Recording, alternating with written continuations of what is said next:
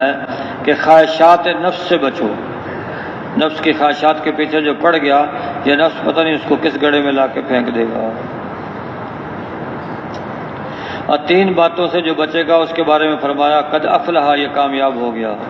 ایک تو خواہش پہ چلنے سے، دوسرا طمع اور لالچ کرنے سے، تیسرا غصہ کرنے سے بچو۔ جو اس سے بچ گیا تو وہ کامیاب ہو گیا۔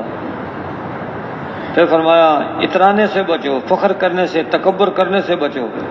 وہ آدمی کیا تکبر کرے گا جو مٹی سے پیدا ہوا ہے اور مرنے کے بعد مٹی میں لوٹ کے چلا جائے گا، قبر کے کیڑے اس کو کھا جائیں گے، آج زندہ ہے کل مردوں میں شمار ہوگا۔